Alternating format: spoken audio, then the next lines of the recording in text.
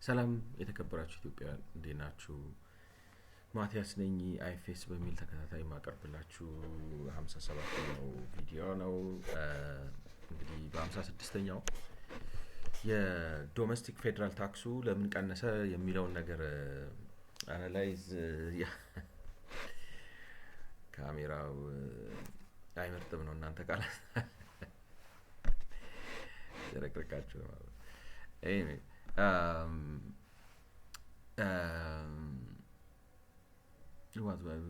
አይኤፍኤስ 57 56ኛው ላይ ያልኩ የነበረው ነገር ምንድን ነው?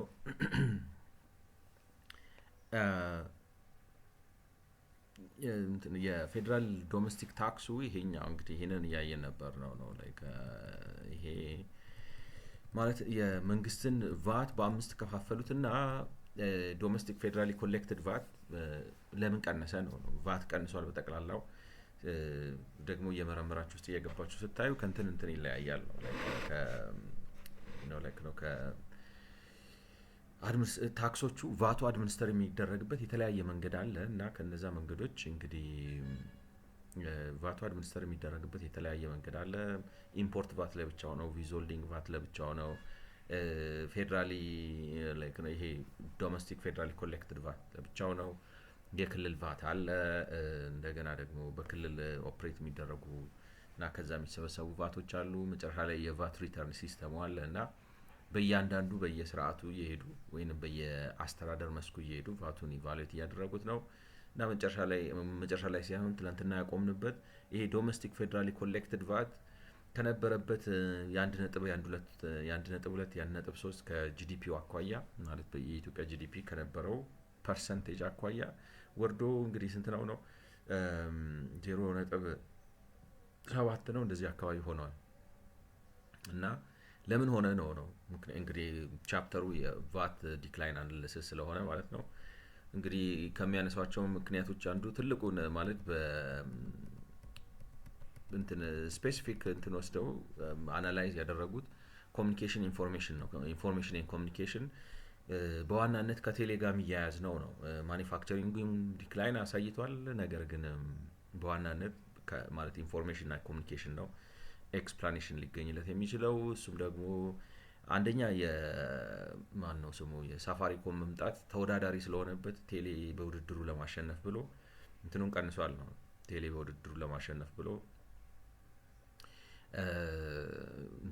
ታሪፍ ቀንሷል። ታሪፍ ሲቀንስ አብሮ ቫት ይቀንሳል ማለት ነው። ምክንያቱም ክፍያ ሲቀንስ አብሮ ማለት 10 ብር የሚሸጠውን ካርድ ማለት ሳፋሪኮም ባይኖር ኖሮ 10 ብር የሚሸጠውን ካርድ ሳፋሪኮምን ለማሸነፍ ብሎ 5 ብር ሲያደርገው ቫቱ አኮርዲንግሊ ከብር ከ50 ወደ 7 ብር ከ50 ወደ 75 ሳንቲም ያንሳል ማለት ነው። እንደ ምሳሌ እንዲሆን ብዬ ነው እና እሱ ነው። ሌላም ደግሞ ኢንቨስትመንት ያለው ቴሌ ኢንቨስት ያደርጋል። ነገር ግን ኢንቨስት ሲያደርግ ምንም እንኳን ቫት ዊዝሆልዲንግ ኤጀንት ቢሆንም አትራፊ ድርጅት ስለሆነ ቫት ዊዝሆልድ የሚያደርገው በኮንሰምፕሽኖቹ ላይ ነው እንጂ በኢንቨስትመንቱ ላይ ቫት ዊዝሆልድ አያደርግም። ስለዚህ ኢንቨስት ሲያደርግ ጀነሬት የሚያደርገውን ቫት ያስመልሰዋል እንጂ ለመንግስት አይሰጠውም ነው። ስለዚህ እሱም ቫቱን እንዲቀንስ ያደርገዋል። በስተመጨረሻ እንግዲህ የሰላምና መረጋጋት ማጣቱም በተለያዩት የሀገሪቱ አካባቢዎች ኢንተርኔት፣ ስልክ ምናምን እንዳይሰራ ስለተደረገ በግጭቶቹ በሴኪሪቲው በምናምን ጉዳይ ከዛ የተነሳ እንግዲህ ገቢ ማለት ገበያው ስለቀዘቀዘ ገቢው ቀንሷል ነው። እነዚህ ነገሮች ናቸው ምክንያት አድርገው የሚያቀርቡት እና እንግዲህ አሁን ትላንትና ትንሽ ያወዛገበኝ ነገር ምንድነው እዚህ ጋር ማይክሮ ዳታውና የኦፊሻል ስታቲስቲክሱ ማይክሮ ዳታው ነው ሞር የቀነሰው ከኦፊሻል ስታቲስቲክሱ ይላሉ። ግን አሰብኩት ተሳስቼ ነው እንዳልኳችሁ እንግዲህ የሚያምታታ ነገር ያለው ነው የሚመስለው። ምክንያቱም ለምሳሌ አንአካውንትድ ፎር የሆነ ቅናሽ አለ ነው አንአካውንትድ ፎር የሆነ ቅናሽ አለ ብለው አሁን ለምሳሌ ይሄን ካያችሁት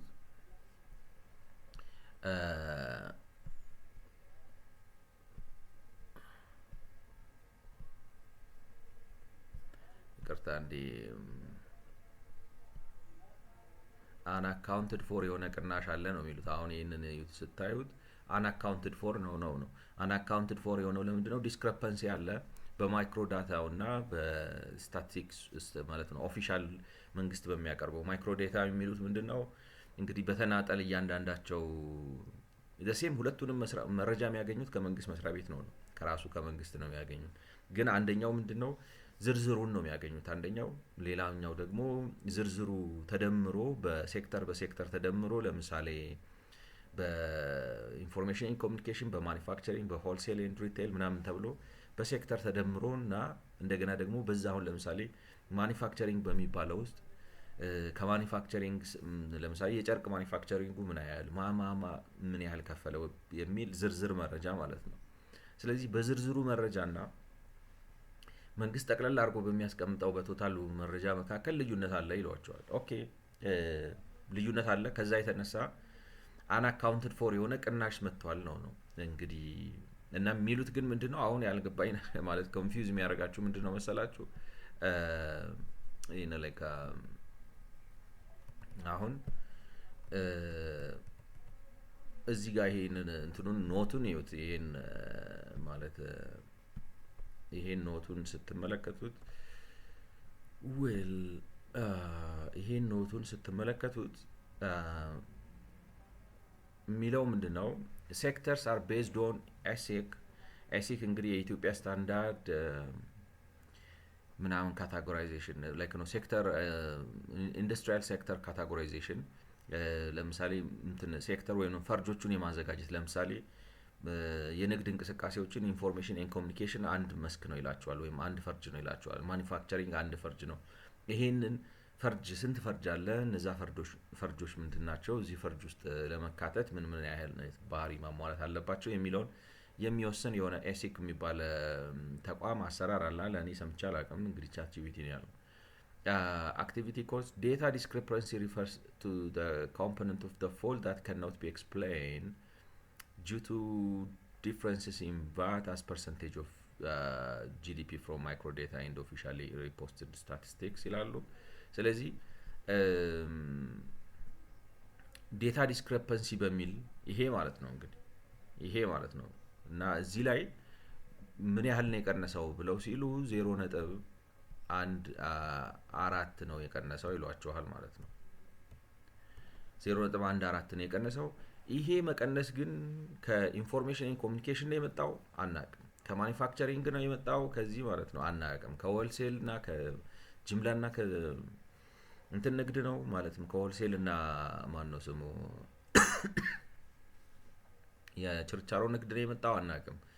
ከኮንስትራክሽን ነው የመጣው አናውቅም። ከየት እንደመጣ ማናውቀው በዴታ ልዩነት ብቻ የሚገለጽ አለ ነው እና የኔ አሰምሽን የነበረው እንግዲህ እንደዛ ከሆነ መንግስት በሰጠው ኦፊሻል ዴታ እና ማለት ኦፊሻል አግሪጌት አድርጎ የሰጠው ዴታ አለ።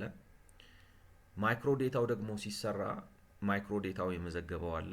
ስለዚህ የኔ አሰምሽን የነበረው አግሪጌቱ ነው ላይክ ነው the aggregate was going to be aggregate I guess spelling miss አላረኩም the aggregate is greater than the micro ነበር የኔ አሰምሽን ማለት ነው። ማይክሮ ላይክ ነው ከማይክሮ መንግስት አግሪጌት አድርጎ የሚሰጠው ይበልጣል የሚል እምነት ነበር ያለብኝ። ካልሆነ ቅናሽ አለ ብላችሁ ምክንያት እንዴት ነው ቅናሽ አለ ብላችሁ እንዴት ሪፖርት አደርጋላችሁ? እኔ እንደሚመስለኝ ነው ማለት ማለት መንግስት ሪፖርት ያደርገዋል አይደለም። አግሪጌት አሁን ዴታ ዲስክሪፐንሲ ሪፈርስ ቱ ብለዋል እዚህ ጋር ማለት ነው። እንግዲህ ዴታ ዲስክሪፐንሲ ሪፈርስ ቱ the component of the fault that cannot be explained due to the differences in VAT as percentage of GDP from microdata and officially reported statistics. ስለዚህ መንግስት ኦፊሻሊ ሪፖርት ያደረገው ስታቲስቲክስ የሚበልጥ ከሆነ which means አሁን ለምሳሌ 10% ነው የሰበሰብኩት ብሎ ማይክሮ ዴታው ሲሰራ ወይንም እያንዳንዱን ወስዳችሁ ስትደምሩት 11 ነጥብ ወይንም ደግሞ 10 ሳይሆን 10.14 ነው የተሰበሰበው ካላችሁ ወርዷል ብላችሁ ሪፖርት አታረጉም በ0.4 ገብቷችኋል? ሐሳቤ ግልጽ ከሆነ ማለት ነው ማለት በ0.14 ወረደ የምትሉት ሪፈረንሱ መነሻው የመንግስት ነው የመንግስትን ሪፖርት መሰረት አድርጋችሁ ነው። የመንግስትን ሪፖርት መሰረት አድርጋችሁ ኢን ሴንስ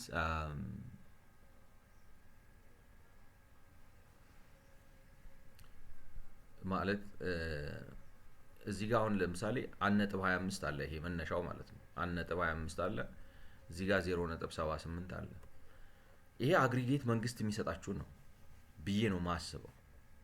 ገብቷችኋል? 1.25 ኦሪጂናሊ 2018-19 ላይ መንግስት ሪፖርት ያደረገው ነው። ዴን ይሄኛው ደግሞ 2021-22 ላይ ይሄኛው ማለት ነው 2021-22 ላይ መንግስት ሪፖርት ያደረገው ነው። እና ከዚህ እንግዲህ መንግስት ሪፖርት ያደረገው ውስጥ ክፍልፋይ አለው። ለምሳሌ ይሄን 1.25 ብትወስዱት ይሄን ያህሉ ከኢንፎርሜሽን ኤንድ ኮሚኒኬሽን ቴክኖሎጂ ነው የመጣው፣ ይሄን ያህሉ ከማኒፋክቸሪንግ ነው የመጣው፣ ይሄን ያህሉ ከሆል ሴል ኦር ሪቴል ነው የመጣው፣ ይሄን ያህሉ ከኮንስትራክሽን ነው ብላችሁ ይሄ 1.25ቱ የነዚህ ሁሉ ድምር ቫት ነው ማለት ነው።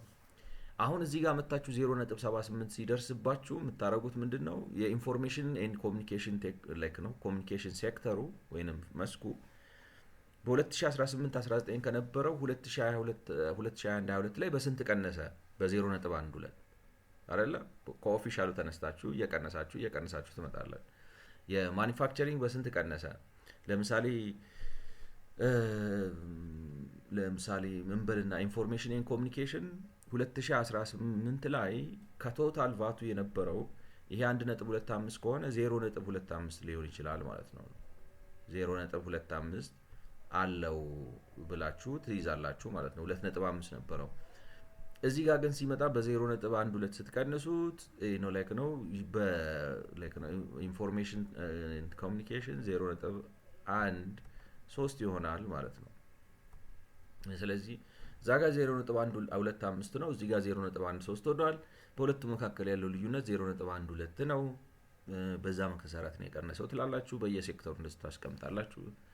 ዴን በኢንፎርሜሽን ኤንድ ኮሚኒኬሽን ቴክኖሎጂ የማይገለጽ ማለት ኢንፎርሜሽን ቴክኖሎጂ 0.12 ቀንሷል አላችሁ። ማኒፋክቸሪንግ 0.12 ቀንሷል አላችሁ። በዚህ መሰረት እየሰራችሁ ማለት ነው። ሆልሴል ኤንድ ሪቴል በሆነ ነገር ቀንሷል። እዛ ጋር በተቀመጠው ላይክ ነው whatever that might be ማለት ነው።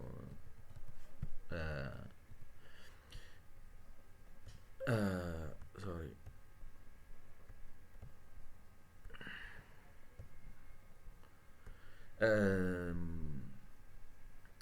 ኢንፎርሜሽን ኤንድ ኮሚኒኬሽን በ0.12 ቀንሷል።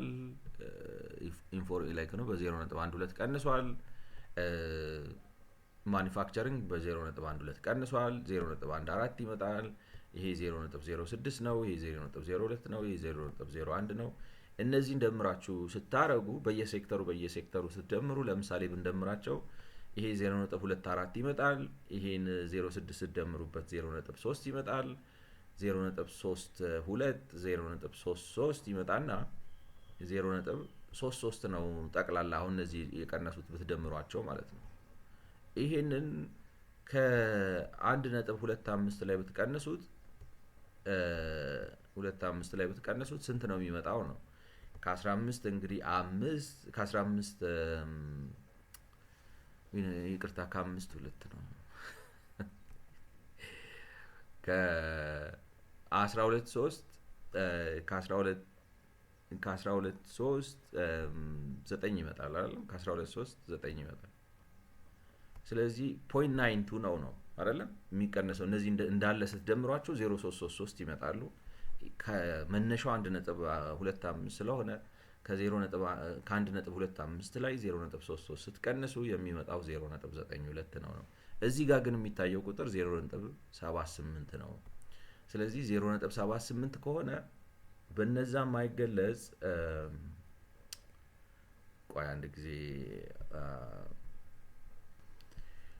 ስለዚህ አሁን ይሄ 0.92 አለ። እንግዲህ ይሄን 0.92 ላይ 0.78ን ብትቀንሱበት ስንት ይመጣል ነው? ላይክ 78 ከ12 8 4 ይመጣል። ይሄኛው 8 ስለሆነ ከ8 1 ስትቀንሱ 1 4 ይመጣል። በሌላ አማርኛ 0.14 በዚህ እንደዚህ ጋር በተዘረዘሩት ማለት በኢንፎርሜሽን ኤንድ ኮሚኒኬሽን ቴክኖሎጂ የማይገለጽ በማኒፋክቸሪንግ ያልሆነ ሆልሴል ኦር ሪቴል ያልሆነ ኮንስትራክሽን ያልሆነ ሌሎቹን ያልሆነ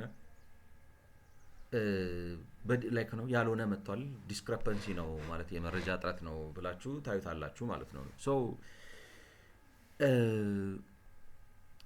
ያ ማለት ከሆነ እኔ አሁንም ላይክ ነው ልለ የፈለግኩት ምንድን ነው የመንግስት ያስቀምጠው አለ ነው። መንግስት አሁን ለምሳሌ ራሱ የሰጣቸው ኦፊሻል አግሪጌት አድርጎ የሰጠው ከማይክሮ ዳታው ጋር ይጣረሳል ነው አይደለ? ከማይክሮ ዳታው ጋር እንግዲህ እነሱ ለማስታረቅ የሚፈልጉት እሱን ነው። the problem is ይሄን ብለው ሲያበቁ ግን ችግሩ ግን በኋላ ላይ ታች ወርደው ሲያስቀምጡት የሚሉት ምንድን ነው የማነው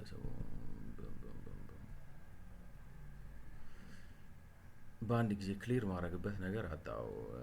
ይሄን ስለዚህ አሁን እንትኑ ላይ ሄደን ስናየው ይቅርታ ማነው መጨረሻ ላይ ያሉት ጋር ሄደን ስናየው እዚህ ጋር የሚሉት ምንድን ነው? አይ ቲንክ ይሄን ነገር ከፍ ላደርገው ዋተር ማርኩ እየሸፈነው ስለሆነ ማለት ነው።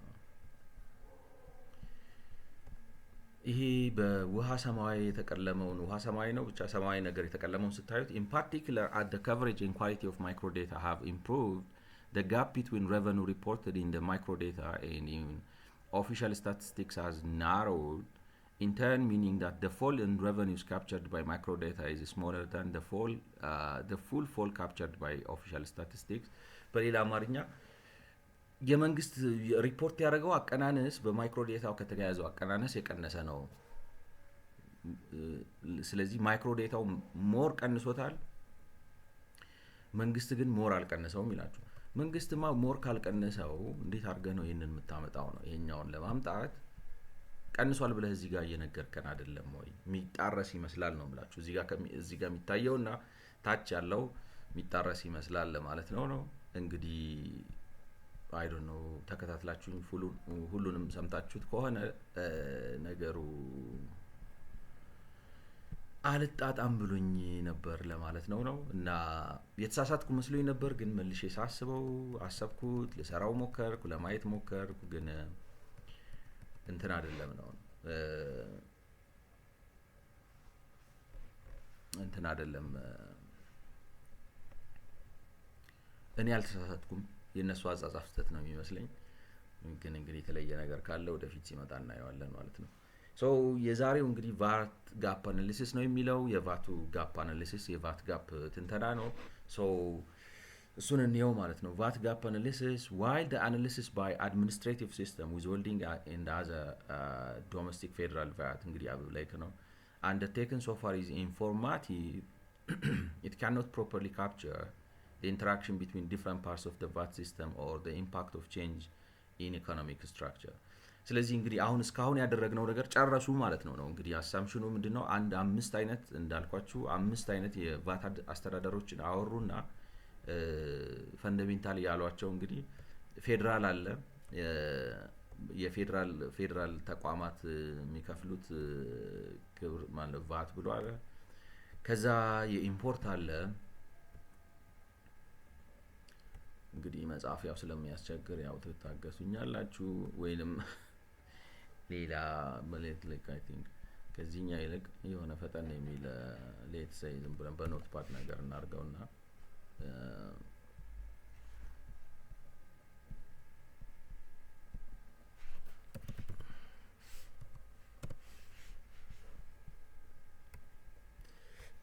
ስለዚህ አምስት የአስተዳደር ነገሮች ነው ያመጡት። ፌደራል አለ አሉ፣ ዴን ኢምፖርት አለ አሉ፣ ዴን ዊዝ ሆልዲንግ አለ አሉ፣ ዴን ሪጂናል አለ አሉ፣ ዴን ፋይናሊ ሪተርኖቹ አሉ። በዚህ መልኩ ነው የሚተዳደረው አሉ።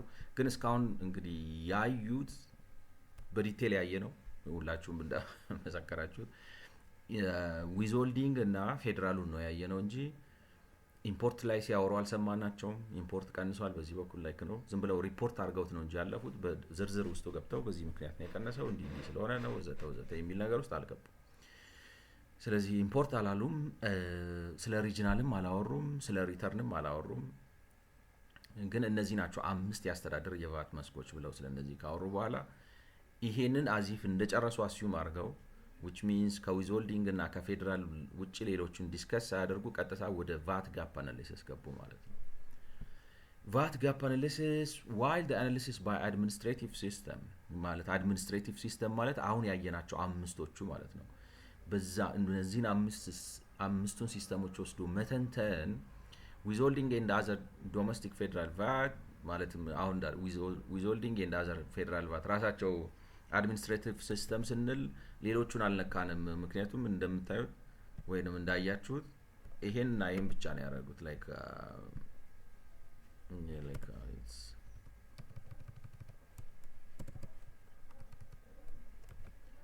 ኦልራይት እቺን ብቻ ነው ያደረጉት። ስለዚህ በአድሚኒስትሬቲቭ ሲስተም ስንል ምንም እንኳን 5 ቢሆንም ሁለቱን ብቻ ነው ዲስከስ ያደርግ ነው ለማለት መሰለኝ ጀስት ለኮንፌሽን። ምክንያቱም while the analysis by administrative system below withholding and other federal VAT other domestic federal VAT ብቻ ነው ብለው ነው የዘለሉት ማለት ነው። ስለዚህ undertaken so far is informative። እንግዲህ እስካሁን የተደረገው ትንተና የራሱ የሆነ የሚሰጠው መረጃ ቢኖርም it cannot properly capture the interaction between different parts of the VAT system or the impact of change in economic structure. Interaction between different parts of the VAT system አንድ ሊነግረን የማይችለው ነገር ቢኖር በሌሎቹ የኢኮኖሚ መስኮች መካከል በተለያዩ ላይክ ነው በተለያዩ የኢኮኖሚ ክፍሎቹ መካከል interaction between different parts of the VAT system ኦኬ የኢኮኖሚ ሳይሆን በቫት ሲስተሙ በተለያዩ ክፍሎች መካከል ስለሚደረገው ኢንተራክሽን ምንም ሊነግሩን አይችሉም። ወይንም በጠቅላላው ስለ ኢኮኖሚው ስትራክቸር የሚነግሩን ከኢኮኖሚው ስትራክቸር ጋር በተያያዘ መልኩ ስለሚፈጠሩ የቫት ጋፖች የሚለው ነገር አይኖርም ነው የሚሉት። so for example a fall in VAT revenue from one administrative system may be offset by an increase in revenue from other systems, and a fall in VAT revenue from a particular sector is less of a concern if that sector has become smaller to relative to GDP. ለምሳሌ እንዴት ነው እንግዲህ እንዴት ታስቀምጡታላችሁ መሰላችሁ? ለምሳሌ a fall in VAT revenue from one administrative system may be offset by an increase in revenue from other systems. ለምሳሌ ትላንትና እንዳልኩት ማለት ነው። አሁን ለምሳሌ አዲስ አበባ እና ባህር ዳር ሁለት ሱቅ ቢኖራችሁ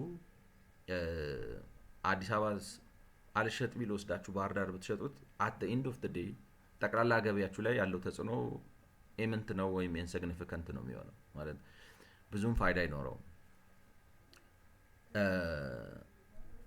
ልክ በቫቱም እንደዛው ነው። አሁን ለምሳሌ ለመንግስት የሚቀርበው ነገር ዞሮ ለፕራይቬት ቀርቦ ፕራይቬቱ ጀነሬት የሚያደርገው ከሆነ ምንም እንኳን በኋላ ላይ እንዳልነው እንግዲህ መንግስት ኮንሱመር በመሆኑ የመንግስት ቫት መቀነስና በእንትን መተካት በፕራይቬት መተካት አንድ አይነት ለምሳሌ በዚህኛው ባለንበት የበጀት ዓመት አንድ አይነት ተጽዕኖ ባይኖራቸው የራሱ ኢምፓክት ላይክ ነው።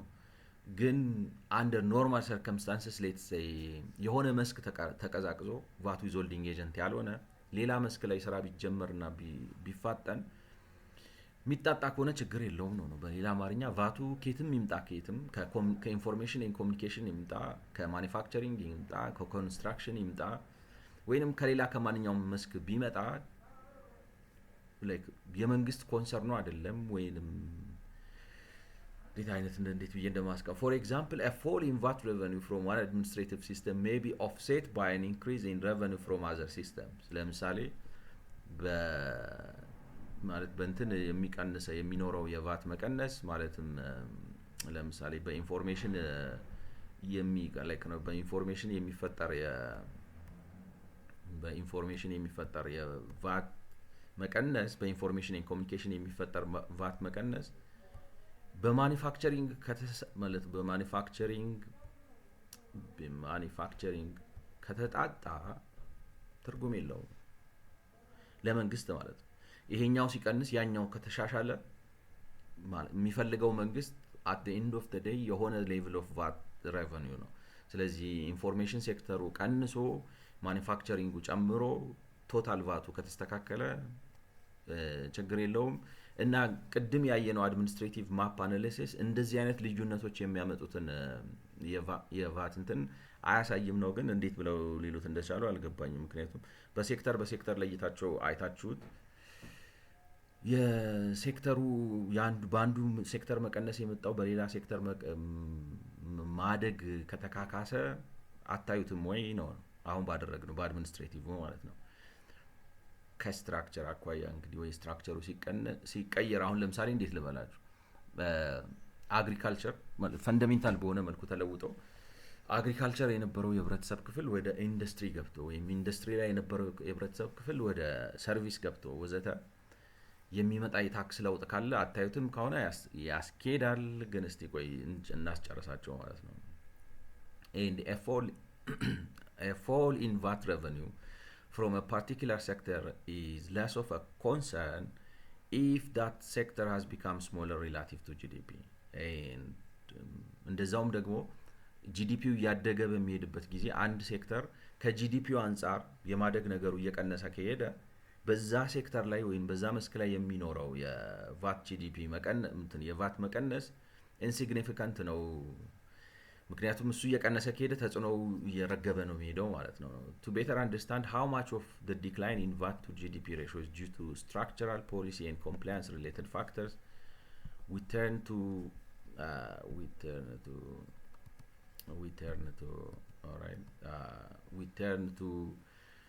GDP.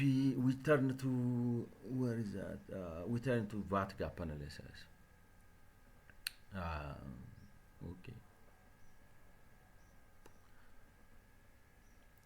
እስካሁን እውነት ለመናገር እንትኑን ሎጂኩን ካፕቸር አላረኩትም። የሎጂኩ አይዲያ ግን ምንድነው እንግዲህ እስካሁን በአድሚኒስትሬቲቭ ዞን ነው ከፋፍለን ስናጠናው የነበረው ነው ላይክ ነው። ይሄኛው ኢምፖርት ነው፣ ይሄኛው ፌደራል ነው፣ ይሄኛው እንትን ነው ወዘተ ብለን ነው ስናጠናው የነበረው ነው።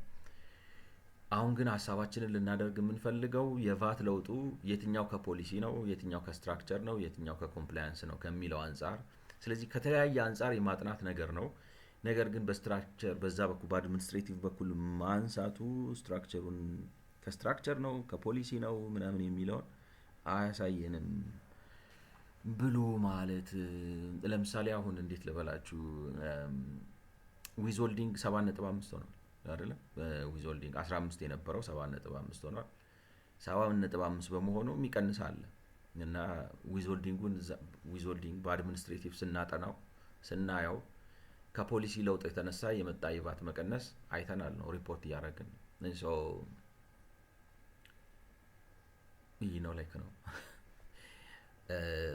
ቫት ጋፕ አናሊሲስ ስንሰራ ግን በተለየ መልኩ የትኛው ከፖሊሲ ነው የሚለውን የትኛው ከስትራክቸር ነው የሚለውን የትኛው ከፖሊሲ ነው የትኛው ከስትራክቸር ነው የትኛው ከኮምፕላያንስ ነው የሚለውን እናያለን ነው። ግን ኦልሬዲ ፖሊሲ በሚለው አላየንም ወይ ለምሳሌ ነው የምላችሁ እና አይ ዶንት ኖ ምን ለማለት ፈልገው እንደሆነ ሲቀጥሉ እንግዲህ ሴንስ ከሰጠኝ ላይክ ነው we'll see. The purpose of a VAT gap analysis is to estimate the VAT gap or the difference between actual VAT collection and potential VAT under an idealized comprehensive policy structure and to break it down into a compliance gap and policy gap. ስለዚህ እንግዲህ እኔ እውነት ለመናገር እንትኑ ሐሳቡ ፍሰቱ አልተመቸኝም። ግን የሚሉ ያሉት the purpose of a VAT gap analysis is to estimate the VAT gap የቫት ጋፕ አናሊሲስ ሐሳቡ የቫት ጋፑን አናላይዝ ለማድረግ ነው ወይም ለመገመት ነው። ቫት ጋፕ ማለት አክቹአሊ የተሰበሰበው ቫት እና ደግሞ ቫቱ አንድ አሁን ለምሳሌ 15% ነው በኢትዮጵያ አይደለም ቫት ጠቅላላው 15% ነው። ዊዝሆልዲንግ ኤጀንት ስትሆኑ 7.5 ነው። ግን ዊዝሆልዲንግ ሆናችሁ 7.5 መሆኑ የቫት ሲስተሙ ማይሰራ ከመሆኑ የተነሳ ላይክ ነው አፈጻጸሙን ያሻሽለው ይሆናል እንጂ ማለት ምን ማለት ነው? አሁን ለምሳሌ መንግስት ኦቨር ዊዝሆልዲንግን ለማስቀረት ብሎ 7.5 ዊዝሆልድ አደርጋለሁ ብሎ 7.5 ዊዝሆልድ አደርጋለሁ ካለ በማለቱ ምክንያት አንድ ነጋዴ ለምሳሌ ለመንግስት መስሪያ ቤት የ100 ሚሊዮን ብር ማሽን ሲሸጥለት የሚሰበስበውን 15% ወይም ላይክ ነው 15 ሚሊዮን ብር ቫት አይቀንሰው። ሴም ቫት ነው የሚሰበሰበው፣ ያው ቫት ነው የሚሰበሰበው። ልዩነቱ ምንድነው? ዊዝሆልዲንጉ ላይ 7.5ቱን ወይም 7 ሚሊዮን 500 ሺውን ይዞ ዊዝሆልዲንግ ኤጀንቱ ለመንግስት ካስተላለፈ በኋላ ለነጋዴው ይሰጠዋል። ነጋዴውም አቀናንሶ በዛ በእንትኑ ሂደት ውስጥ መልሶ ለመንግስት ያመጣዋል። ኤክሰፕት ላይክ ነው ኢንቨስትመንት ምናምን ሲያደርግ ስኪፕ ካልተደረገ ማለት ነው። ስለዚህ ምን ልላችሁ ነው? ለምሳሌ የዊዝሆልዲንግ ቫት 15% መሆኑ የቫት አሰባሰብ ሲስተሙ ችግር ከሌለው በስተቀር ቶታሊ መንግስት አሁን ዊዝሆልዲንጉን 7.5 ባያደርገውም 15% ቢያደርገውም ልዩነት የለውም ነው። አት ዘ ኤንድ ኦፍ ዘ ዴይ መንግስት ሲስተሙ በትክክል ከሰራ በአመቱ የሚያገኘው ቫት ደሴም ነው። ላይክ ነው ፖሊሲው ደሴም ነው። የእንትን ፖሊሲው የዊዝሆልዲንጉን ሀቭ የማድረግ ፖሊሲው በጠቅላላ የቫት አሰባሰቡ ላይ ይሄ ነው የሚባል ተጽዕኖ የለውም ልላችሁ ነው ከቁጥር አንጻር። ኤክሰፕት ኦፕሬሽናሊ እንደተባለው የአሰባሰብ ችግር ስላለ አንድ ጊዜ ሲስተሙ ውስጥ ከገባ በኋላ ተጣርቶ መጥቶ መንግስት ካዝና ውስጥ እስኪገባ ጊዜ ድረስ ችግር ቢኖረውም ማለት ነው። ስለዚህ አሁን እነሱ የሚሉት ምንድነው? አንደር አን አይዲያላይዝድ ኦር ኮምፕሬሄንሲቭ ፖሊሲ ስትራክቸር ለምሳሌ እንደሚመስለኝ ነው እኔ አንደርስታንድ እንዳረኩት። አሁን ለምሳሌ በ15%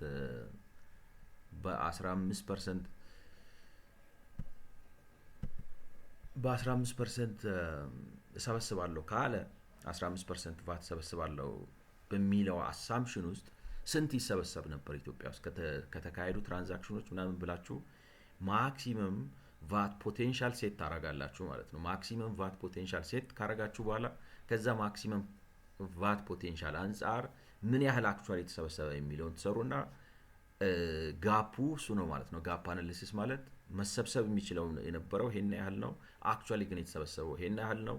ጋፑን አናላይዝ አደረጋችሁ። እንደ ጋፕ አናሊሲስ ምን ይላል ማለት ነው? የትኛው ከኮምፕላያንስ ችግር ነው የመጣው? ምን ያህሉ ማለት እንግዲህ ጋፑ ከተፈጠረው ጋፕ ውስጥ ምን ያህሉ ከአሰባሰብ አፈጻጸም ችግር የመጣ ነው? ምን ያህሉ ደግሞ ላይክ ነው ለምሳሌ ሬቱ ዝቅተኛ ከመሆኑ የመጣ ነው? ምን ያህሉ ደግሞ ኢኮኖሚው ስትራክቸሩ ለምሳሌ የኢትዮጵያ ሕዝብ አብዛኛው ገበሬ መሆኑ መንግስት ማግኘት ይገባ የነበረውን ቫት ያሳጣዋል ነው። ላይክ ነው ኮሜርሻላይዝድ ሆኖ ቢሆን ኖሮ የተመረተው ምርት በሙሉ ላይክ ነው በትክክል በቫት በማርኬት በምናምን ቢሸጥ ኖሮ ብዙ ቫት መንግስት ጀነሬት ያደርግ ነበር። ያንን ሚስ ያደርጋል። ስለዚህ ይሄኛው ከስትራክቸር ነው፣ ይሄኛው ከኮምፕላያንስ ነው፣ ይሄኛው ከፖሊሲ ነው ለማለት ያስችላል ነው። ቫት ጋፕ አናሊሲሱ እሱን ነው የሚሰራው። አንደር ሰርቴን አይዲያላይዝድ ፖሊሲ ፍሬምወርክ ማለቱ ወይም ፖሊሲ ስትራክቸር ማለቱ ፖሊሲ ስትራክቸሩ ቫት የሚጣልባቸው እቃ ዝርዝሮችና እንትኑ ናቸው ማለት ነው ፐርሰንቴጁ ማለት ነው። to break it down into a compliance gap and policy gap። ስለዚህ በዚህ መልኩ ከተጠና በኋላ አሁን ለምሳሌ ባለፈው ያሉት ምንድነው ኢትዮጵያ 15% ቫት ተሰበስባለች። ነገር ግን ከዛ 15% ላይክ ነው አብዛኛው የአፍሪካ ሀገር ግን 17.5% ነው የሚሰበስበው ይላሉ ማለት ነው። ላይክ ነው most African countries 17.5 ነው የሚሰበስበው። እንዲያውም ወሬ ነበር ሰምታችሁም ታውቁ ከነበረ ማለት ነው 17.5 ሊደረግ ነው ቫት የሚል ነገር ማለት ነው። ሶ ለምሳሌ የኢትዮጵያ ቫት የቀነሰው 17.5 ቫት ስላልተሰበሰበ ነው ማለት ይቅርታ 17 ከሌሎች የአፍሪካ ሀገራት አንጻር ሲታይ ያዘቀዘቀውና ልዩነት የኖረው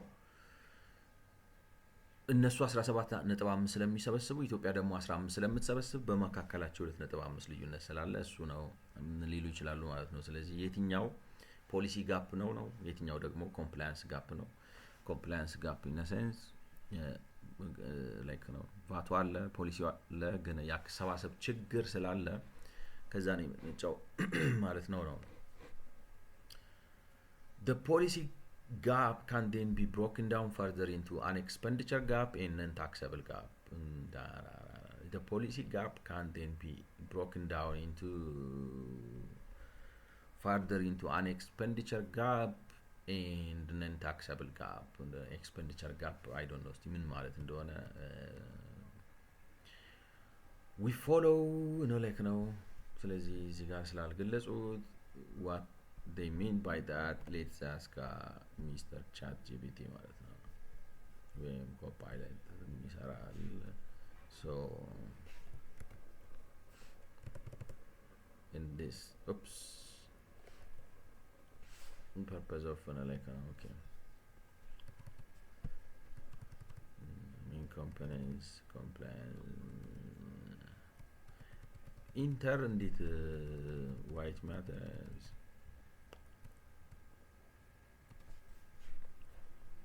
what's meant by alright what's meant by expenditure or gap and taxable gap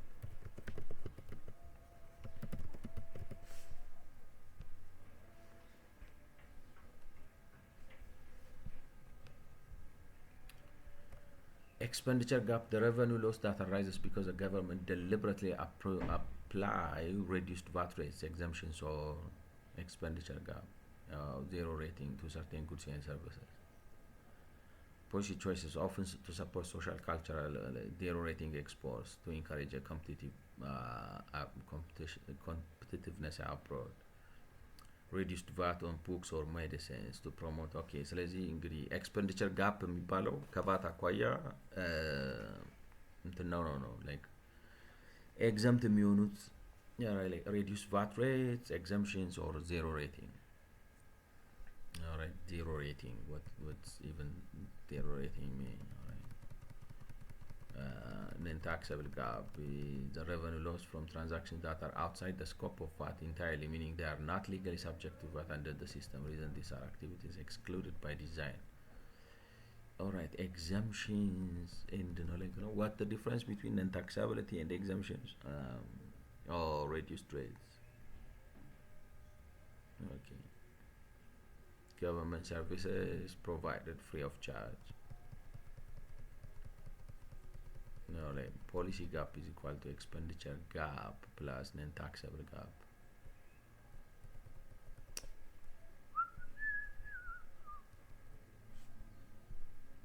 alright okay alright desktop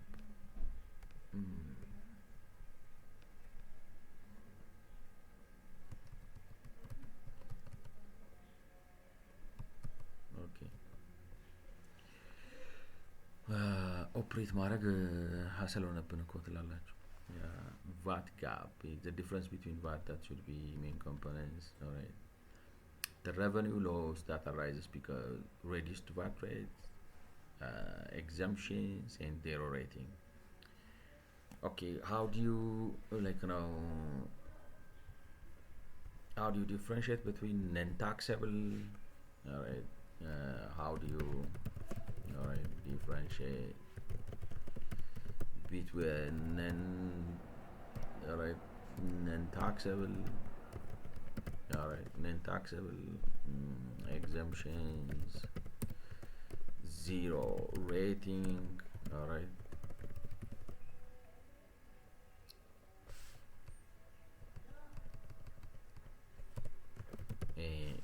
like ምንድናቸው ነው እንዴት ይለያያሉ ዜሮ ሬቲንግ ምንድነው exemption ምንድነው non-taxable transactions outside the scope of VAT they are not considered VATable okay that's okay clear alright exemption goods and services legally within the VAT system but no VAT is charged on the output no input VAT recovery alright okay zero rating goods services are taxable but the VAT rate is set to there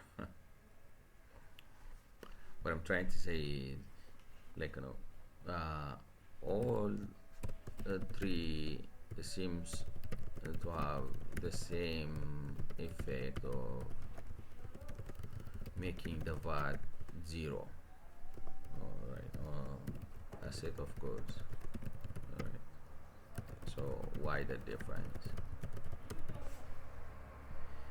ማለት የሚመስለው ምንድነው ሶስቱም ቫቱን ዜሮ ማድረግ ነው where the input VAT recovery zero rated supplies business can reclaim input VAT on purchases related to those supplies exempt supplies business cannot reclaim input on so VAT So VAT paid on inputs becomes a cost. Like another zero rated business can reclaim input VAT on purchases related to a supply.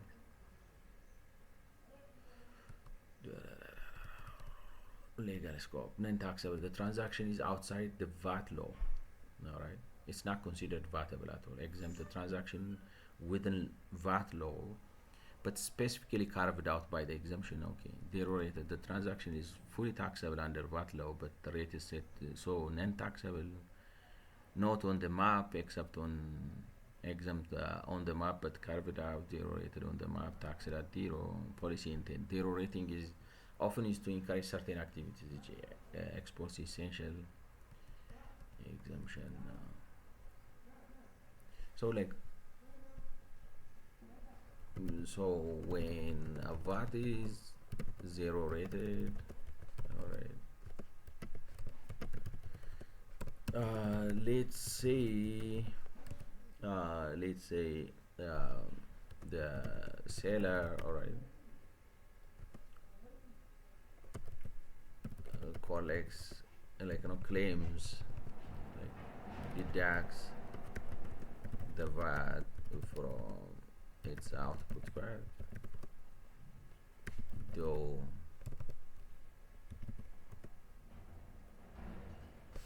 adds it, like I don't know, the seller adds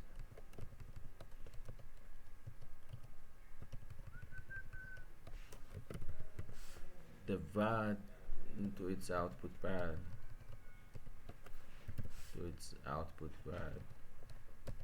even though it didn't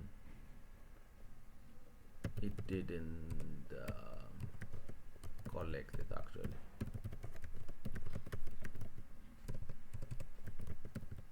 I don't know, minute acknowledge. Oh, what? You have spotted the zero rating. Normally, when a seller charges VAT, they record it as output VAT, the tax collected. With zero rated supplies, the VAT rate is 0%. So the seller issues an invoice showing VAT at 0%. That means no VAT is collected from the customer, but the transaction is still treated as a taxable supply. All right. Input VAT. Because the supply is taxable even at 0%, the seller can reclaim input VAT on the purchases related to making that supply. ኦኬ ማበረታቻ የሆነ ነገር ነው እንግዲህ በዛ ነው ሳዳው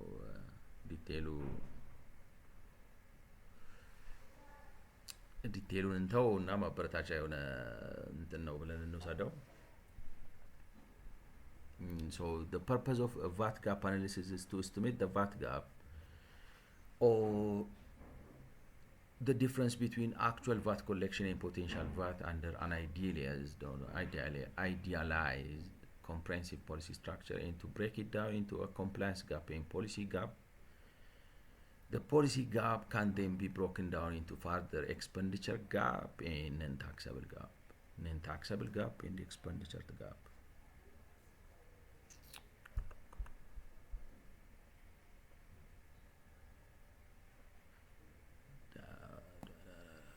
Okay, like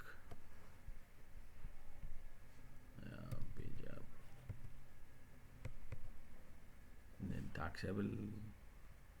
Alright, non-taxable gap.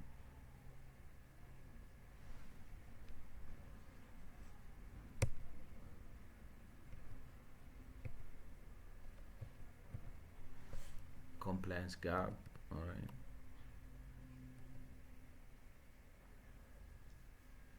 Expenditure gap. I think expenditure gap is alright. Expenditure gap is zero rating. Alright. Second, reduced VAT. Third, exemptions.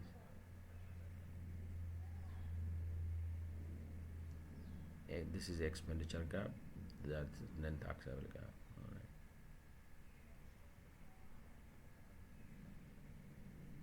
ሀሳቡ እንግዲህ ትንሽ ዘወርወር ያለ ነው።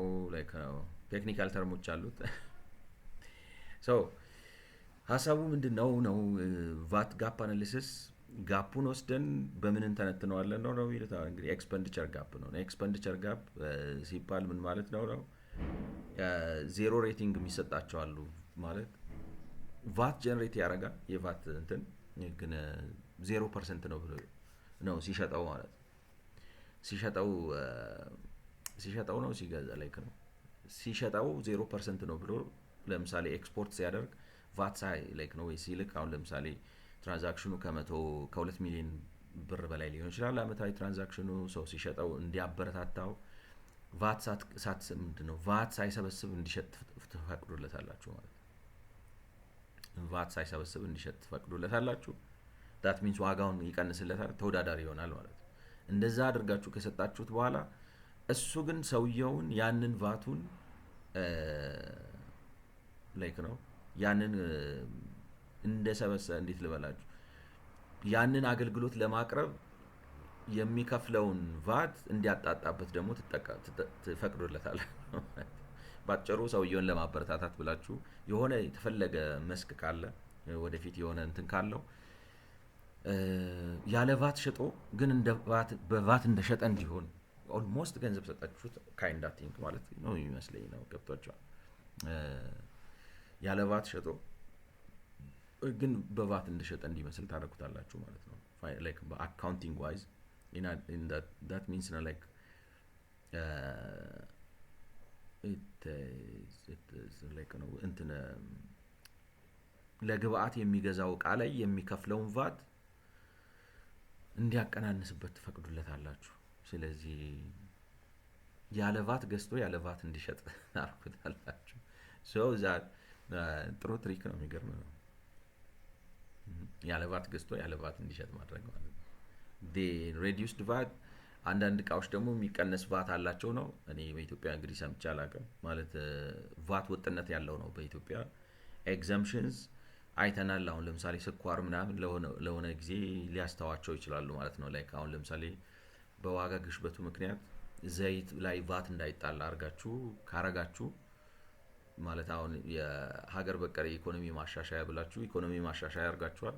ኢኮኖሚ ማሻሻያ ካረጋችሁ በኋላ ዋጋ ጋሽቧል፣ ዶላር ቀንሷል፣ የብር ቫልዩ ዲቫልዩ አድርጓል ወዘተ። ስለዚህ ህዝቡ ላይ ከፍተኛ ጫና ሲያመጣ ዘይት በቫት የሚሸጥ ነበር። ዘይትን ቫት አይነካውም ብላችሁ ኤግዘምት ታደርጉታላችሁ። ያም በማድረጋችሁ ዘይት ሰው ኮንሱም ሲያደርግ ወይም ዘይት በፍጆታ መልኩ ሲገዛ ላይክ ነው ፌስ ያደርግ የነበረውን በፍጆታ ሲገዛ ፌስ ያደርግ የነበረውን ቫት ታጠፉለታላችሁ። ያንን በማድረግ ህብረተሰቡን ስታግዙ እንደ መንግስት ግን ከቫት የምታገኙት ገቢ ይጠፋል ማለት ነው። ስለዚህ የኤክስፐንዲቸር ጋፕ የሚባለው እንግዲህ ከእንደዚህ ያሉ ነገሮች ማለት በኤግዘምፕሽን ወይንም ደግሞ በሬት ቀንሳችሁ ወይንም ደግሞ ዜሮ ሬቲንግ አድርጋችሁ ማግኘት ላይክ ነው ህብረተሰብ ለማገዝ ወይንም ደግሞ የሆነ መስክ ለማበረታታት ብላችሁ ሚስ በማረጋችሁ ቫቱ እነዚህ ነገሮች ባይኖሩ ኖሮ ቫታችሁ የሆነ ደረጃ ይደርስ ነበር ብላችሁም ታስቀምጡት አለ። ምክንያቱም አሁን እያደረግን ያለ ነው ቫት ፖቴንሻሊ እዚህ ጋር የሚደርስ ነበር፣ ነገር ግን አልደረሰም፣ እዚህ ነው የተሰበሰበው። ስለዚህ ግማሹ ከምንድን ነው የመጣው ማለት ነው? ከኤክስፐንዲቸር ጋፕ ነው ብላችሁ ትላላችሁ ማለት ነው። ሌላው ደግሞ ከነን ታክሰብል ጋፕ ነው። ኢነሰንስ እንግዲህ ነን ታክሰብል አይተሞች ናቹራሊ ነን ታክሰብል የሆኑ አሁን ለምሳሌ ላይክ ነው ፉድ አይተሞች አሁን ዳቦ ምናምን ታክስ አይደረግ ቫት አይደረግበትም አይደለ? ኮንሱም ታደርጉታላችሁ ግን ነን ታክሰብል ነው ላይክ ነው ነን ቫተብል ነው ቫት አይደረግም። ስለዚህ ጋፑ የመጣው ከምንድን ነው? ከኤክስፐንዲቸር ጋፕ ነው ወይንስ ከነን ታክሰብል ጋፕ ነው ብላችሁ አናላይዝ ታደርጉታላችሁ ማለት ነው። We follow the IMF's RA gap methodology, which was previously implemented by the IMF in Ethiopia for the period 2012 and 13, 2017, 18, which was we make some modification to the IMF's model which are discussed in more detail in Appendix D. In this methodology, the compliance expenditure and non-taxable gaps are defined as follow. I think አፔንዲክስ ዲውን ማየት አለብን አይመስላችሁ? ምክንያቱም ሞዴሉን አንደርስታንድ እንድናደርገው እና ይሄንን እዚህ ጋር መጥቶ በዝርዝር እንድናየው አፔንዲክስ ዲ ላይ አለ ነው የሚሉት። አፔንዲክስ ዲ